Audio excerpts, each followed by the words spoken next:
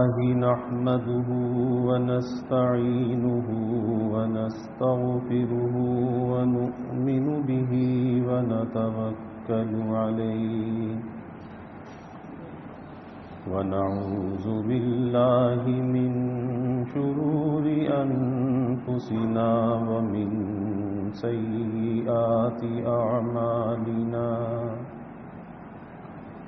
من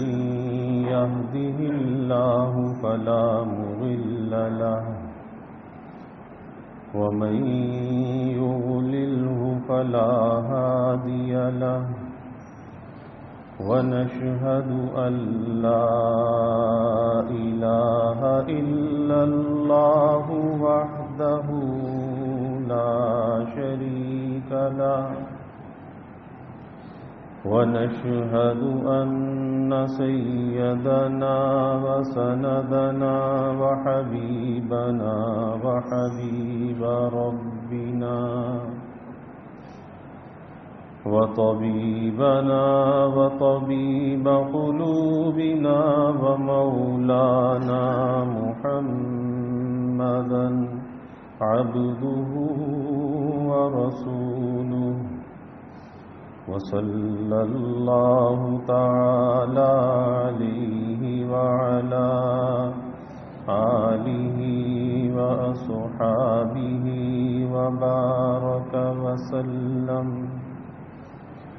وبارك وسلم تسليما كثيرا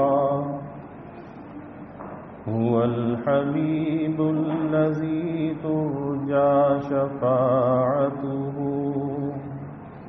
لكل حول من الأحوال مقتحم يا رب صل وسلم دائما أبدا على حبيبك من زانت به العصور أما بعد فأعوذ بالله من الشيطان الرجيم بسم الله الرحمن الرحيم والفجر وليال عشر والشفع والوتر والليل إذا يسر قال النبي صلى الله عليه وسلم سيد الشهور شهر رمضان وأعظمها حرمة ذو الحجة أو كما قال عليه الصلاة والتسليم صدق الله العظيم وصدق رسوله النبي الكريم ونحن على ذلك لمن الشاهدين والشاكرين والحمد لله رب العالمين. توفیق الہی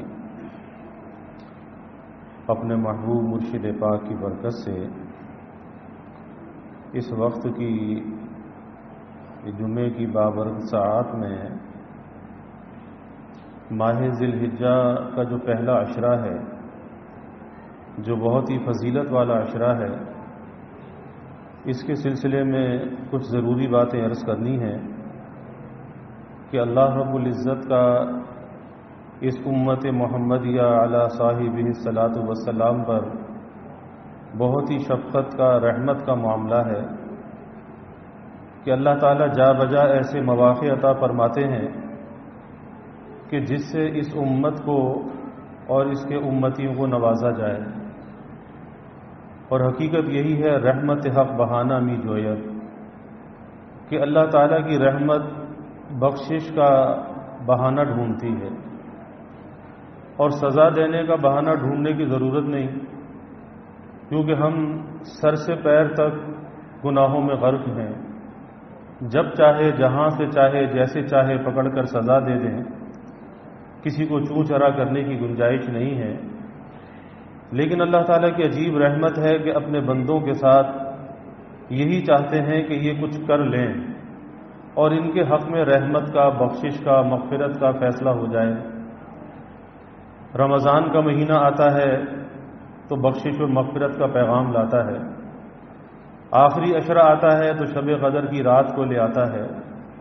اور وہ ایک رات 1000 مہینوں کی عبادت سے بڑھ کر اجر و ثواب رکھتی ہے۔ پھر عید کی رات آ جاتی ہے، وہ بھی فضیلت والی رات ہے۔ عید کا دن آ جاتا ہے، اللہ فرشتوں کو گواہ کر کے کہتا ہے کہ تم گواہ رہو کہ میں نے ان سب کو بخش دیا، ان کو معاف کر دیا، اپنی رضا عطا کر دی۔ اور جیسے ہی عید کا چاند نظر آتا ہے تو حج کے بابرکت ایام شروع ہو جاتے ہیں۔ جب شوال کا چاند نظر آیا تو حج کے بابرکت ایام شروع ہو گئے۔ اب اگر کوئی یکم شوال کو حج کا احرام باندھنا چاہے تو وہ حج کا احرام باندھ سکتا ہے۔ شوال، ذوالقعدہ اور ذوالحجہ یہ اشہر حج کہلاتے ہیں، حج کے مہینے ہیں۔ حج تو ذی الحجہ میں ہوتا ہے، لیکن شوال سے وہ برکت والے مہینے شروع ہو جاتے ہیں۔ اور پہلے زمانے میں یہی ہوتا تھا کہ حجاج کے قافلے روانہ ہو جاتے تھے، لوگ پیادہ بھی جاتے تھے، سواریوں پر، اونٹنیوں پر بھی جاتے تھے، اور ایک لبیک کی صدائیں ہوتی تھیں، لبیک اللہم لبیک، لبیک لا شریک لک لبیک۔ لیکن آج یہ دوسرا سال ہے کہ دل دکھتا ہے کہ کرونا کی وبا کیا آئی کہ پوری دنیا پر اور اس امت پر حرمین کے دروازے بند ہو گئے، ورنہ یہ وہ وقت ہوتا تھا کہ حجاج کے قافلے جا رہے ہوتے تھے اور وہ جانے والے اس لیے نوازے جاتے تھے کہ وہ اللہ کے در پہ جا رہے ہیں، اللہ کے گھر پہ جا رہے ہیں، اور پیچھے رہ جانے والے انہیں حسرت کی نگاہوں سے دیکھتے تھے، اور وہ حسرت دل کے اندر ایسی ہوتی تھی کہ یہ تو جا رہے ہیں اور میں رہ جا رہا ہوں۔ تو اللہ اس حسرت پر بھی جو ہے وہ اپنا فضل فرما دیتا ہے کہ یہ اس کے پاس جانے کے اسباب تو نہیں ہے، یہ جا تو نہیں رہا، لیکن اس بندے کے دل میں حسرت تو ہے، میرے در کی، میرے گھر کی چاہت تو ہے۔ تو جانے والے ویسے نوازے جاتے تھے، پیچھے رہ جانے والے ایسے نوازے جاتے تھے، اور اس حسرت پر اللہ کا فضل ہو جاتا تھا۔ اللہ سے دعا کرنی چاہیے، ہماری شامت اعمال ہے، اللہ اس وبا سے جلد چھٹکارا عطا فرمائے، نجات عطا فرمائے، اور وہ حرمین کے راستے، وہ دروازے اللہ پھر کھول دے کہ وہاں جا کر انسان اپنے گناہوں کی تلافی کرے، اپنے رب کے ساتھ اپنے تعلق کو جوڑے، اپنے عشق اور محبت کی تکمیل کرے۔ اللہ یہ مواقع پھر عطا فرما دے۔ تو عرض یہ کر رہا تھا کہ شوال سے اشہر حج شروع ہو جاتے ہیں، اور پھر یہ ذی الحجہ کا جو مہینہ ہے، اس کا جو پہلا عشرہ ہے، جو حدیث مبارکہ میں نے پڑھی، اس میں اللہ کے حبیب صلی اللہ علیہ وسلم نے فرمایا کہ تمام مہینوں کا سردار مہینہ رمضان کا مہینہ ہے، تمام مہینوں کا سردار مہینہ ہے، اور فرمایا کہ ان میں حرمت کے اعتبار سے، یعنی جس کا احترام ہے، حرمت ہے، تو حرمت کے اعتبار سے سب سے عظیم فرمایا کہ وہ ذی الحجہ کا مہینہ ہے۔ رمضان کا مہینہ تمام مہینوں کا سردار مہینہ، اور ذی الحجہ کا مہینہ اپنے احترام کے اعتبار سے یہ تمام مہینوں سے عظیم ہے، یعنی سب سے بڑھ کر ہے۔ پھر اسی طرح سے اس کے جو پہلے 10 دن ہیں، اس کے پہلے 10 دنوں کی اللہ تعالیٰ نے قرآن پاک میں قسم کھائی ہے، اور اللہ جس چیز کی قسم کھائے وہ چیز قابل احترام ہوا کرتی ہے۔ اس لیے اللہ فرماتا ہے والفجر، قسم ہے فجر کے وقت کی، ولیال عشر، اور ذی الحجہ کی 10 راتوں کی قسم ہے، والشفع والوتر، اور جفت اور طاق کی۔ اب یہاں پر جفت سے مراد کیا ہے اور طاق سے مراد کیا ہے؟ تو وتر کے معنی ہے، اس کا مطلب ہے یوم عرفہ، 9 ذی الحجہ کا جو دن ہے، اس کی بھی اللہ نے قسم کھائی، اور والشفع سے مراد جو ہے وہ یوم نحر ہے، اللہ نے قربانی کے دن یعنی 10 ذی الحجہ کی بھی قسم کھائی، اور عرفے کے دن 9 ذی الحجہ کی بھی قسم کھائی، اور واللیل اذا یسر، اور قسم ہے رات کی جب وہ چلنے لگے، یعنی جب وہ رات گزرنے لگے، اس کی بھی اللہ نے قسم کھائی۔ تو اس میں 5 چیزوں کی اللہ تعالیٰ نے قسم کھائی۔ تو جو اہم بات ہے وہ لیال عشر، کہ اس ذی الحجہ کے عشرے کی جو 10 راتیں ہیں، ان 10 راتوں کی اللہ نے قرآن میں قسم کھائی ہے۔ اس سے یہ پتہ چلا کہ یہ جو راتیں ہیں یہ فضیلت والی راتیں ہیں، اور ظاہر ہے کہ جب فضیلت والے ایام آتے ہیں یا فضیلت والی راتیں آتی ہیں تو اللہ تعالیٰ اس میں اجر و ثواب کو بڑھا دیتے ہیں، نیکی کے اجر و ثواب کو بھی بڑھا دیا جاتا ہے، اور اسی طرح سے گناہ کی جو مذمت ہے اس گناہ کی مذمت کو بھی بڑھا دیا جاتا ہے۔ اور ان فضیلت والے ایام میں اللہ یہی چاہتا ہے کہ میرے بندے ان ایام میں کچھ کر لیں، تاکہ ان ایام کی جو فضیلت ہے، برکت ہے، وہ فضیلت اور برکت ان کو حاصل ہو جائے اور میرے یہ بندے محروم نہ رہیں۔ اور یاد رکھیے کہ محرومی کس چیز سے ہوتی ہے، کیونکہ اللہ تو نوازنا چاہتا ہے، اللہ تو دینا چاہتا ہے، لیکن محرومی کس چیز سے ہوتی ہے؟ محرومی ہمیشہ اللہ تعالیٰ کی نافرمانی سے ہوتی ہے۔ تو جب ایسے حرمت والے ایام آئیں، برکت والے ایام آئیں، چاہے وہ رمضان کا مہینہ ہو، ذی الحجہ کا عشرہ ہو، چاہے وہ محرم کا عشرہ ہو، سب سے زیادہ جس چیز کا اہتمام کرنا چاہیے کہ آدمی اللہ کی نافرمانی اور گناہوں سے اپنے آپ کو بچائے۔ اور جو اللہ کی نافرمانی اور گناہ سے اپنے آپ کو بچاتا ہے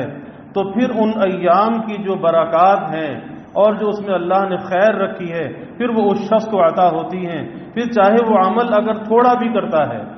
لیکن اگر گناہ سے وہ اپنے آپ کو بچا لیتا ہے تو ان ایام کی برکت اسے حاصل ہو جاتی ہے۔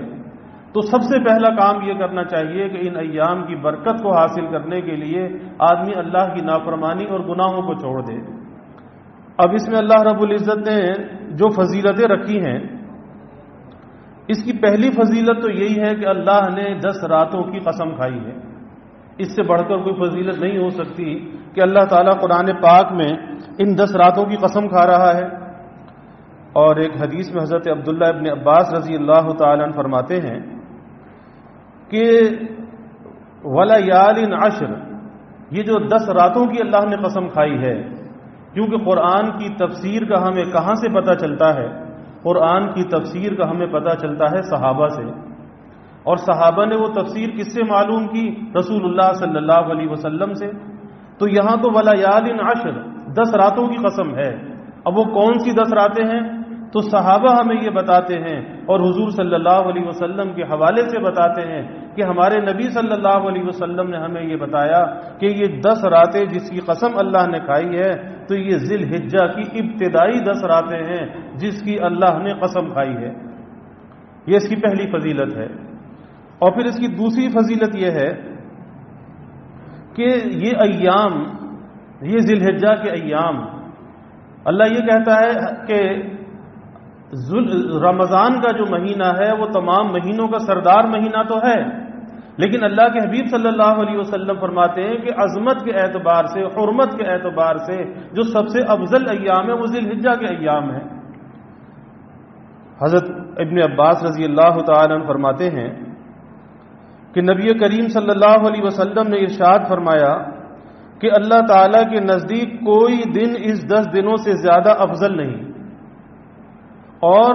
ان میں کیے جانے والے اعمال سے زیادہ کوئی عمل اللہ تعالیٰ کو محبوب اور پسندیدہ نہیں ہے۔ ان ایام میں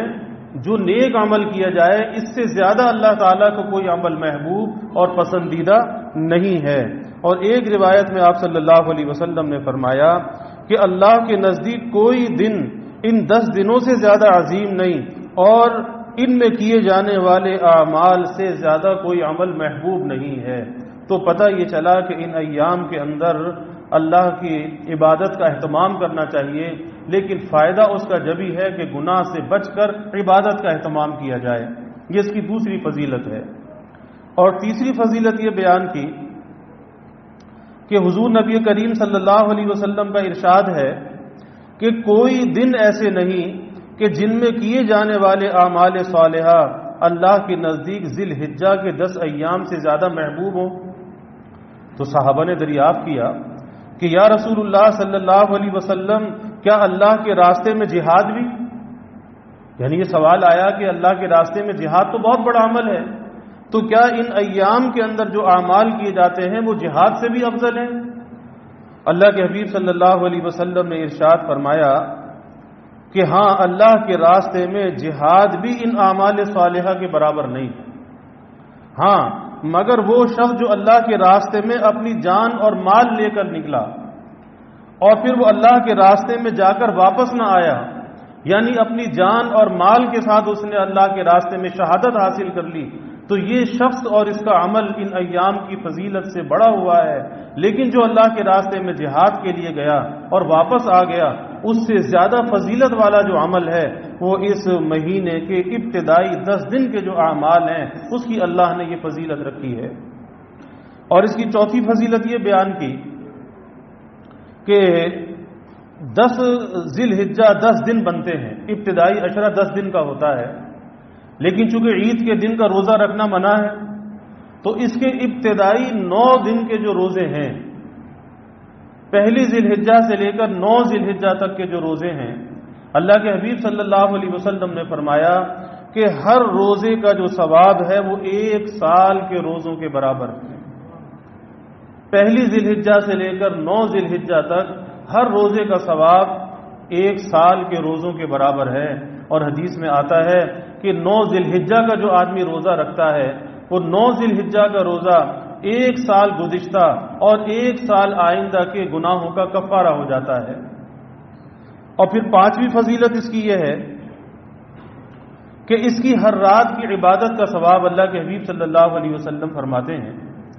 کہ اس کی ہر رات کی جو عبادت کا ثواب ہے وہ شب قدر کی عبادت کے برابر ہے۔ کون فرما رہے ہیں؟ رحمت کائنات صلی اللہ علیہ وسلم۔ اور ہمارا ایمان ہے، یقین ہے کہ آپ کا ہر قول سچ ہے، حق ہے، اور جو آپ نے فرمایا ایسا ہی ہوتا ہے کہ جو ان ایام میں رات کو اللہ کے سامنے کھڑا ہو تو اس کی ہر رات کی جو عبادت کا ثواب ہے وہ شب قدر کی عبادت کے برابر ہے۔ اب یہاں پر چند باتیں سمجھنی چاہیے۔ ایک تو یہ کہ رات جو شروع ہوتی ہے وہ غروب آفتاب سے شروع ہوتی ہے۔ اکثر ہمارے ذہنوں کے اندر یہ آتا ہے کہ رات کی عبادت کا مطلب یہ ہے کہ ساری رات کھڑے ہو کے عبادت کرنا، تو شریعت کا اس سے یہ مقصود نہیں ہے کہ کوئی آدمی ساری رات کھڑا ہو کر عبادت کرے۔ ہاں، جتنی آدمی غیر رمضان میں یا غیر فضیلت کے ایام کے اندر جو آدمی اہتمام کرتا ہے، بھائی اس سے کچھ تھوڑا زیادہ اہتمام کر لے اور اس نیت کے ساتھ کر لے کہ یہ فضیلت والے ایام ہیں، ان ایام کی فضیلت اور برکت مجھے حاصل ہو جائے۔ اور رات کب سے شروع ہوتی ہے؟ رات غروب آفتاب سے شروع ہوتی ہے۔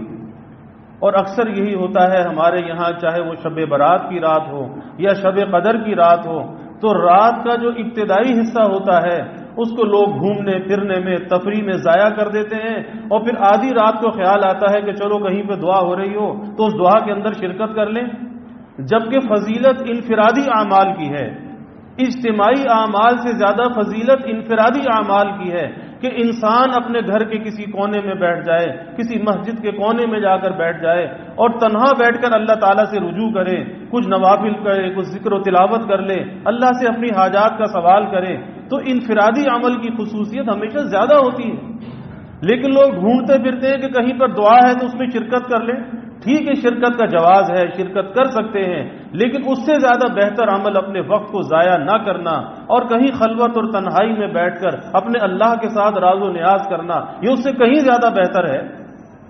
تو رات کی فضیلت کیا ہے کہ غروب آفتاب کے بعد آدمی کچھ نوافل کا اہتمام کر لے، صلاۃ التوبہ پڑھ لے، اور پھر رمضان کے مہینے میں ایک شب قدر آتی ہے، آخری عشرے کے اندر طاق راتوں میں ایک شب قدر ہوتی ہے، اور یہاں اللہ کے حبیب صلی اللہ علیہ وسلم یہ فرماتے ہیں کہ اس عشرہ ذی الحجہ کی راتوں کی جو فضیلت ہے، یعنی اس میں جو عبادت کی فضیلت ہے وہ شب قدر کے برابر ہے۔ تو معلوم یہ ہوا کہ جو ان 10 راتوں کے اندر اللہ کے سامنے کھڑا ہوا، جس نے ان 10 راتوں میں عبادت کا اہتمام کیا، تو اسے 10 شب قدر کے برابر اللہ تعالیٰ اجر و ثواب عطا فرمائیں گے۔ اور اسی یقین کے ساتھ عمل کرنا چاہیے کہ جب ہمارے محبوب صلی اللہ علیہ وسلم نے یہ بات ارشاد فرمائی تو آپ کا یہ قول سچا ہے، اور جب اس نیت سے ہم عمل کریں گے اللہ ان 10 راتوں کے اندر ہمیں 10 شب قدر کا ثواب عطا فرمائے گا۔ اور ہم میں سے کون نہیں چاہتا کون نہیں چاہتا کہ یہ ثواب اسے حاصل ہو؟ لیکن بھائی ثواب باتیں بنانے سے حاصل نہیں ہوتا، اس کے لیے کچھ کرنا پڑتا ہے۔ آج ہم رات کا اکثر حصہ تو ضائع کر دیتے ہیں، اور غروب آفتاب کے بعد سے لے کر آدھی رات تک گھومنے پھرنے کھانے پینے میں گزار دیتے ہیں، اور پھر آدھی رات کو جا کے خیال آتا ہے کہ کچھ کر لو، اور ظاہر ہے کہ پھر انسان کے اندر ہمت نہیں ہوتی، اور پھر پڑھ کے سوتا ہے تو فجر کی نماز بھی قضا۔ اور اگر کوئی زیادہ نہ کر سکے تو کم از کم اتنا تو انسان کر لے کہ عشاء کی نماز جماعت کے ساتھ پڑھ لے اور فجر کی نماز جماعت کے ساتھ پڑھ لے۔ اور حدیث میں آتا ہے کہ جس نے عشاء کی نماز جماعت کے ساتھ پڑھی آدھی رات کی عبادت کا ثواب ہے، اور جس نے فجر کی نماز جماعت کے ساتھ پڑھی تو پوری رات کی عبادت کا ثواب ہے۔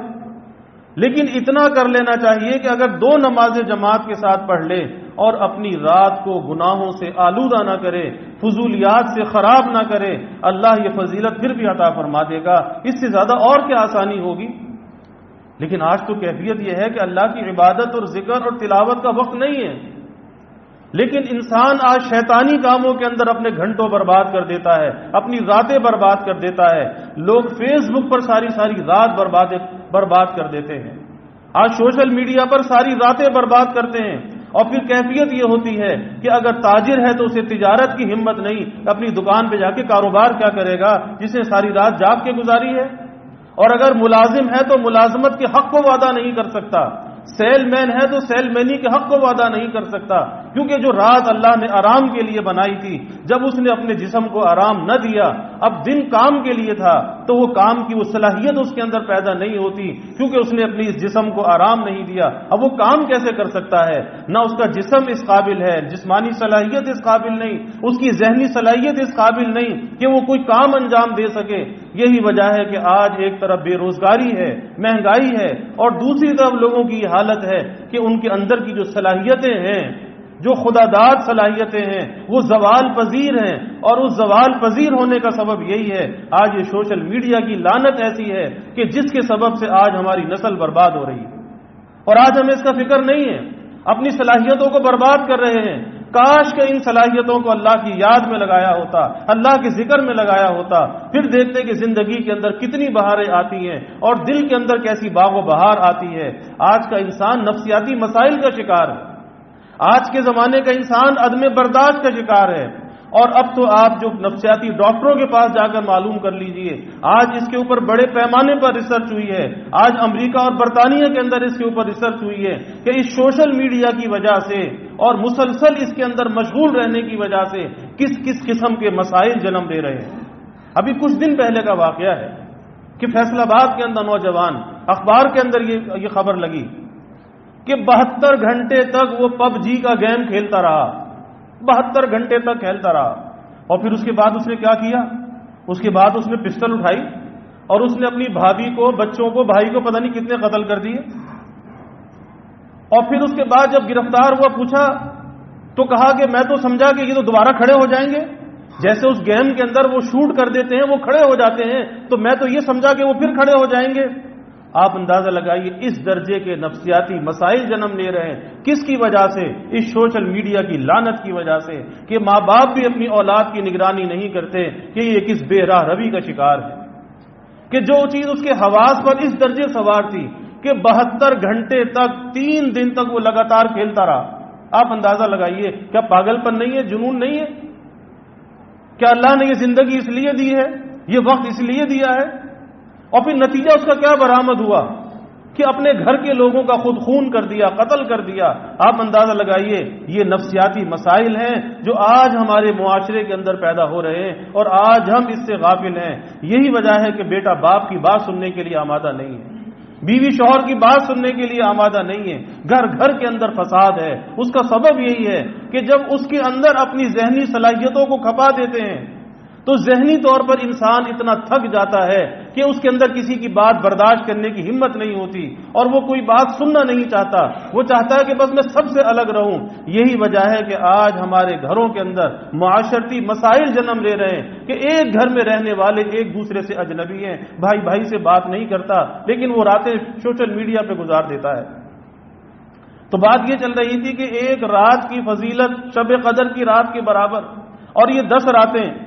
تو اگر کوئی زیادہ اہتمام نہیں کر سکتا، عشاء اور فجر کی نماز جماعت سے پڑھ لے، رات کو پڑھ کر وہ سو جائے، اللہ اس پر بھی ثواب عطا فرما دے گا۔ اللہ تو بڑا کریم ہے، وہ اللہ تو دینا چاہتا ہے، لیکن افسوس ہے کہ ہم لینا نہیں چاہتے۔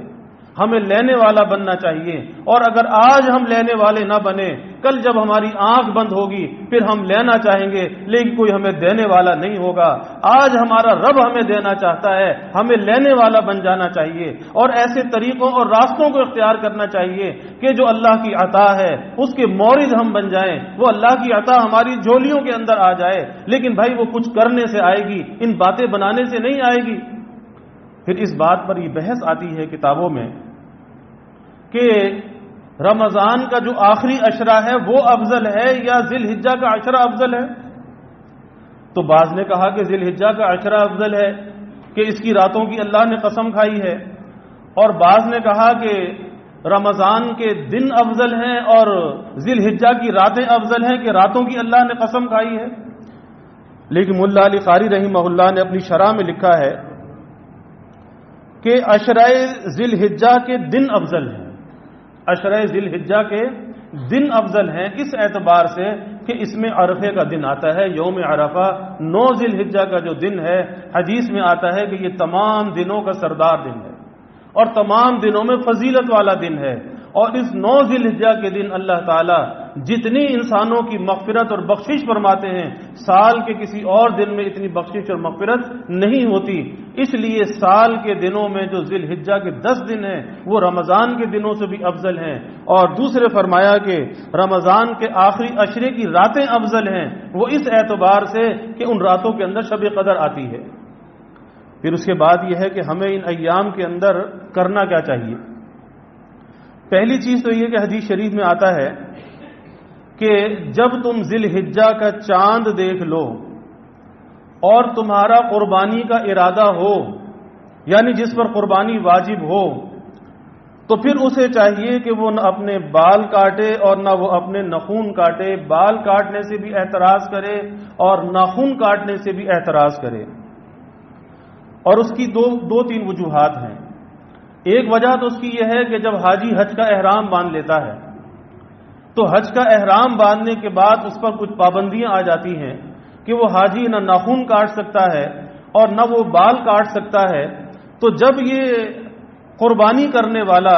یہ حج کے لیے تو نہ جا سکا، لیکن عشق اور محبت کے تقاضے کے اندر اس نے بھی اپنے بالوں کو کاٹنا چھوڑ دیا، ناخنوں کو تراشنا چھوڑ دیا، اس لیے فرمایا کہ یہ مشابہت ہے حجاج کرام کے ساتھ۔ ایک تو وجہ یہ ہے، اور دوسری وجہ اس کی یہ لکھی ہے کہ ہم جو جانور کی قربانی کرتے ہیں تو وہ جانور کی جو قربانی ہے وہ اپنی جان کا فدیہ ہے، کیونکہ ابراہیم علیہ السلام کو جو حکم ہوا تھا وہ بیٹے کی قربانی کا ہوا تھا، لیکن وہ اللہ نے پھر اس کی جگہ پر مینڈا عطا کیا اور اس کی قربانی ہوئی۔ تو اصل قربانی جان کی قربانی ہے، اور جانور کی جو قربانی ہے وہ جان کی قربانی کا فدیہ ہے۔ تو اس لیے بال اور ناخن کاٹنے سے روکا جاتا ہے کہ جب وہ جان کا فدیہ دیا جائے تو وہ فدیہ تمام بدن کے اجزاء کا ہو جس میں بال اور ناخن بھی شامل ہوں، اس لیے اس کے کاٹنے سے روکا جاتا ہے۔ تو یہ پہلا کام ہے۔ دوسرا کام ہے عبادت کی کثرت کرنا،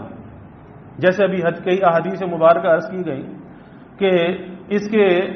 دنوں کا روزہ رکھنا 1 سال کے روزوں کے برابر، اور اس کی راتوں کی عبادت 1 شب قدر کی عبادت کے برابر۔ اور اسی طرح تیسرا جو عمل ہے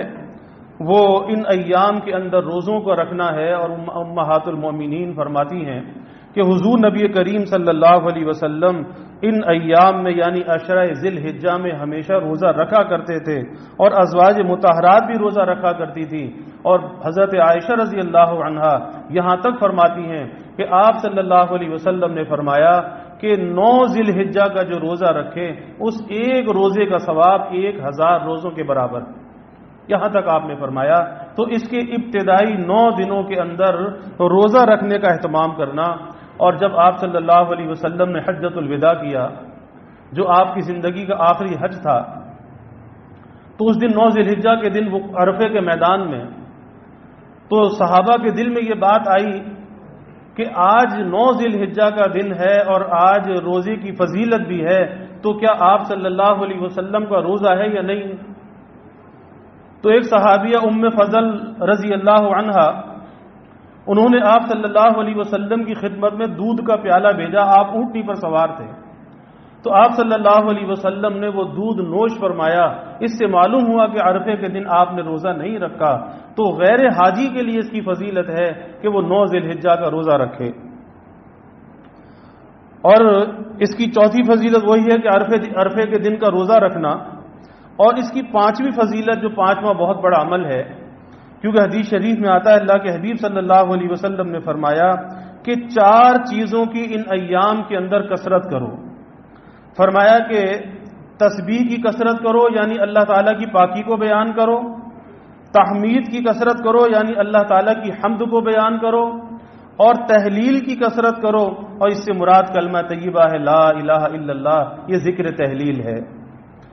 اور فرمایا کہ اللہ تعالیٰ کی تکبیر کو بیان کرو، اللہ کی کبریائی کو بیان کرو، یعنی اللہ اکبر۔ تو تیسرا کلمہ اس کے اندر یہ تمام چیزیں جمع ہیں کہ آدمی تیسرے کلمے کی ان ایام کے اندر کثرت رکھے۔ سبحان اللہ یہ تسبیح ہے، الحمدللہ یہ تحمید ہے، لا الہ الا اللہ یہ تحلیل ہے، اور اللہ اکبر یہ تکبیر ہے۔ تو چاروں چیزیں اس کے اندر جمع ہیں، سبحان اللہ والحمدللہ ولا الہ الا اللہ واللہ اکبر۔ تو ان 4 چیزوں کی ان ایام کے اندر کثرت کرو۔ اور صحابہ کی یہ کیفیت تھی کہ حضرت عبداللہ ابن عمر رضی اللہ عنہ، حضرت ابو ہریرہ رضی اللہ عنہ ان ایام میں یعنی ذی الحجہ کے 10 دنوں میں بازاروں کے اندر جاتے تھے، اور بازاروں کے اندر جا کر بلند آواز سے تکبیر کہا کرتے تھے، اور جب لوگ ان کو تکبیر کہتے ہوئے سنتے تھے تو لوگ بھی تکبیر کہنا شروع کر دیتے تھے۔ تو صحابہ کی یہ کیفیت تھی۔ اس لیے بھائی تیسرا کلمہ ہے، چوتھا کلمہ ہے، اس کی کثرت ان ایام کے اندر کرنی چاہیے۔ اور پھر چھٹا عمل کیا ہے؟ ان راتوں میں شب بیداری کا اہتمام کرنا، اور اس کی تفصیل میں نے عرض کر دی کہ ہر رات کی عبادت کا ثواب شب قدر کی عبادت کے برابر، لیکن راتوں کو فضولیات سے بچانا چاہیے، گھومنے پھرنے سے، تفریح سے بچانا چاہیے کہ آج جاگنے والے تو بہت ہیں، شب بیدار تو بہت ہیں، جس کو دیکھو کہتا ہے جی میں تو رات کے 3 بجے سوتا ہوں، لیکن اللہ سے رجوع کرنے والے کم ہیں۔ اور ایسی شب بیداری، ایسا جاگنا کس کام کا ہے کہ جس میں انسان جاگے تو صحیح لیکن اپنے وقت کو خراب کرے، اور وہ وقت اللہ کی اطاعت کے اندر خرچ نہ ہو۔ اکثر یہی ہوتا ہے کہ نوجوان راتوں کو باہر گھوم کے گزار دیتے ہیں، جبکہ شادی شدہ نوجوان ہوتے ہیں۔ اور یاد رکھیے کہ رات بیوی کا حق ہوتا ہے، رات دوستوں کا حق نہیں ہوتا۔ اور اگر کوئی بیوی کے حق کو ضائع کر رہا ہے اور یاری دوستیوں کے اندر وہ گھوم رہا ہے، تو جب وہ بیوی کے حق کو ضائع کر رہا ہے، کل قیامت کے دن سوال ہوگا کہ رات بیوی کی تھی، رات دوستوں کی نہیں تھی، جسے رات گھوم پھر کر تم نے ضائع کر دیا۔ تو اس نال سوچنا چاہیے کہ کل اللہ کو کیا جواب دے گا۔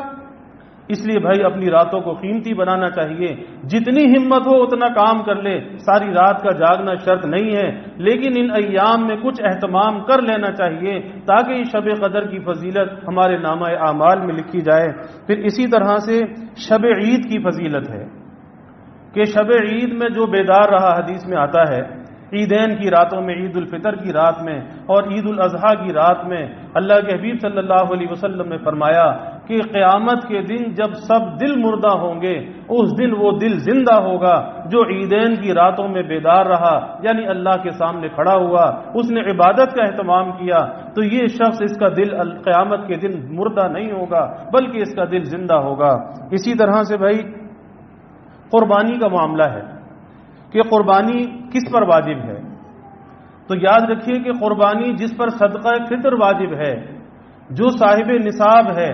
اس پر قربانی کا کرنا بھی واجب ہے۔ اب زکوٰۃ کا نصاب کیا ہے؟ زکوٰۃ کا جو نصاب ہے وہ 52.5 تولے چاندی کی مالیت بنتا ہے کہ اگر 52.5 تولے چاندی کی مالیت کے برابر کسی کے پاس نقدی ہے، سونا ہے، چاندی ہے، مال تجارت ہے، کوئی واجب الوصول رقم ہے، ان تمام چیزوں کا مجموعہ اگر 52.5 تولے چاندی کے برابر اگر بنتا ہے تو وہ صاحب نصاب ہے. لیکن زکوٰۃ کا مسئلہ یہ ہے کہ اس پر ہولان ہول کا گزرنا شرط ہوتا ہے کہ 1 سال گزرے کا تو زکوٰۃ فرض ہوگی. لیکن قربانی کے لیے مسئلہ نہیں، صدقہ فطر کے لیے مسئلہ نہیں کہ کسی کے پاس آج اگر اتنی مالیت موجود ہے اور 52.5 تولے چاندی کی مالیت تقریباً کوئی 90,000 کے قریب بنتی ہے، 88-90,000، اگر اتنی مالیت کا سامان کسی کے پاس موجود ہے وہ صاحب نصاب ہے، اس پہ قربانی کا کرنا واجب ہے. اور ان قربانی کے ایام میں کوئی چاہے کتنا ہی اللہ کے راستے میں صدقہ و خیرات کرے، کوئی کروڑوں روپے اللہ کے راستے میں صدقہ و خیرات کرے، لیکن اللہ کو وہ پسندیدہ نہیں، اللہ کو جانور کا خون بہانا پسند ہے. حدیث شریف میں آتا ہے کہ اللہ کو جتنا جانور کا خون بہانا پسند ہے ان ایام میں کوئی عمل پسند نہیں. کیونکہ جب یہ ہر سال کی یہ کیفیت ہے کہ ہر سال جب یہ قربانی کے ایام آتے ہیں تو ایسی باتیں اور تحریکیں شروع ہو جاتی ہیں. سوشل میڈیا پر ایک طوفان شروع ہو جاتا ہے، کہتے جی اتنے جانور قربان کرنے کی کیا ضرورت ہے، اور یہ جانور کا گوشت کون کھاتا ہے، اتنا گوشت ضائع کرنا، تو بھائی کسی مریض کا علاج کرا دینا چاہیے، کوئی ہاسپٹل بنا دینا چاہیے. یعنی یہ ساری کام اور یہ ساری باتیں عبادت میں لوگوں کو یاد آتی ہیں. یاد رکھیے کہ جب اس رب کا حکم ہے کہ جانور کو ذبح کرو، جانور کا خون بہاؤ، تو شریعت نام ہے اللہ کے حکم کو پورا کرنے کا، اپنی طبیعت کے تقاضوں کو پورا کرنے کا نام نہیں ہے. اور آج بھی وہی کیفیت ہے کہ جی اتنے چیریٹی کے کام ہیں، اتنے جو ہے وہ لوگوں کی مدد کے کام ہیں، تو اس کے اندر لوگ کیوں نہیں خرچ کرتے. تو بھائی کہنے والوں سے اگر کوئی پوچھا جائے کہ تم جو عالی شان مکانوں میں رہتے ہو اسے بیچ کر خرچ کر دو، اور تم جو شادیوں پر کروڑوں روپیہ ضائع کر دیتے ہو، تو کبھی سوچا کہ یہ کروڑوں روپیہ ضائع نہ کیا جائے اور سادگی کے ساتھ شادی کر لی جائے اور یہ غریبوں کی مدد میں خرچ کر دیا جائے، تو وہاں تو لوگوں کے پر جلتے ہیں اور وہاں تو کوئی خرچ سے ہٹنے کو تیار نہیں ہوتا. لیکن جب قربانی کا معاملہ آتا ہے تو قربانی کے معاملے میں لوگوں کی یہ سوچ ہو جاتی ہے. اور بعض لوگوں کی یہ سوچ ہے کہ ایک گھر میں اگر 5 لوگوں پر قربانی واجب ہے تو لوگ کہتے ہیں جی ایک بکرا ذبح کر لو یا ایک حصہ کہیں پر ڈال دو تو سب کی طرف سے ہو جائے گی. یاد رکھیے کہ جس پر قربانی واجب ہوئی ہے اور جو صاحب نصاب ہے، جس پر صدقہ فطر واجب ہے، اس پر قربانی واجب ہے. اور ہر ایک آدمی کا حصہ الگ ہے. ہاں بکرا ایک حصہ ہے، دمبا ایک حصہ ہے، مینڈا ہے، بکری ہے ایک حصہ ہے، گائے ہے، اونٹ ہے، بیل ہے، اس کے اندر 7 حصے ہیں. تو حصہ ڈالا جا سکتا ہے لیکن ایک آدمی کا ایک حصہ ہوگا. یہ نہیں ہوگا کہ ایک حصہ سارے گھر والوں کی طرف سے ہو جائے. اس لیے اس معاملے میں احتیاط کرنی چاہیے. اور دوسرا یہ ہے کہ جب آدمی قربانی کا جانور لے تو وہ قربانی کا جانور خوبصورت ہونا چاہیے، وہ جانور فربا ہونا چاہیے، وہ بیمار نہیں ہونا چاہیے، وہ لاغر نہیں ہونا چاہیے. کیونکہ یہ قربانی کہاں پیش کی جا رہی ہے؟ یہ قربانی اللہ کے سامنے پیش کی جا رہی ہے. اور اللہ قرآن پاک میں فرماتا ہے لن ینال اللہ لحومها ولا دماؤها ولکن ینالہ التقوی منکم، کہ اللہ کے پاس نہ اس کا گوشت جاتا ہے نہ خون جاتا ہے. اللہ کے پاس کیا چیز جاتی ہے؟ اللہ کے پاس تمہارا تقوی جاتا ہے. اللہ تمہاری نیتوں کو دیکھتا ہے. یہ نہیں کہ دنیا جہاں کے اندر فضول تو خرچ لوگ کرتے ہیں، لیکن جب قربانی کا معاملہ آتا ہے تو 2 طرح کے لوگ ہوتے ہیں. ایک تو وہ کہ جو نام و نمود کے لیے قربانی کرتے ہیں، جو بڑے بڑے جانور لیتے ہیں، لاکھوں روپے کے جانور لیتے ہیں اور نام و نمود کے لیے لوگوں کو جتانے کے لیے کہ جی ہم نے 25 لاکھ کا جانور لیا، 30 لاکھ کا جانور لیا. تو اللہ کو یہ بھی پسند نہیں ہے کہ نام و نمود اور شہرت کے لیے کام کیا جائے. ارے بھائی قربانی تو اللہ کی رضا کے لیے ہے. اور دوسرے وہ لوگ ہیں کہ باوجود حیثیت ہونے کے اتنا کمزور اور لاغر جانور خریدیں کہ جس کی ہڈیوں میں گودا بھی نہ ہو. تو یہ 2 قسم کے لوگ ہوتے ہیں. خوبصورت جانور لینا چاہیے کیونکہ حدیث میں آتا ہے کہ تمہارے جانور پل صراط پر تمہاری سواریاں ہوں گے. اور پھر اللہ انسان کی نیت اور ارادے کو دیکھتا ہے. اس پر انشاءاللہ آئندہ جمعے بات ہوگی. اللہ تعالی ہمیں ان ایام کی قدردانی کی توفیق عطا فرمائے. ہفتہ جو آنے والا پرسوں کا ہفتہ ہے، کل جو ہفتہ آ رہا ہے تو یہ 29 ذوالقعدہ ہے. ممکن ہے کہ چاند ہو جائے. اس سے پہلے جس نے بال کاٹنے ہیں، ناخن کاٹنے ہیں، لبیں بنانی ہیں، اس سے پہلے بنا لے. اور یہ بات بھی یاد رکھیں کہ اگر کوئی آدمی ناخن ان ایام میں کاٹ لیتا ہے یا لبیں بنا لیتا ہے یا بال کاٹ لیتا ہے تو یہ گناہ کی بات نہیں ہے. اس میں کوئی گناہ نہیں ہے، ایک مستحب عمل ہے. اس کی میں نے تفصیل پہلے عرض کر دی، حجاج کے ساتھ بھی نقالی ہے اور اپنے پورے بدن کا فدیہ بھی اللہ کے سامنے پیش کرنا ہے، لیکن اگر کوئی لبیں تراش لے، کوئی ناخن تراش لے تو اس کے اندر کوئی گناہ کی بات نہیں ہے، کیونکہ گناہ وہاں پر ہوتا ہے جہاں کسی فرض یا واجب کے اندر خلل واقع ہو، اور یہ ایک مستحب عمل ہے، اگر آدمی کرے گا اس کی فضیلت اسے حاصل ہوگی۔ اللہ تعالیٰ ان ایام کی برکتیں ہمیں عطا فرمائے، اور اللہ تعالیٰ اس کے اندر عبادت کا اہتمام کرنے والا بنائے، اور اللہ اخلاص کے ساتھ قربانی کی توفیق عطا فرمائے۔ وآخر دعوانا الحمدللہ رب العالمین۔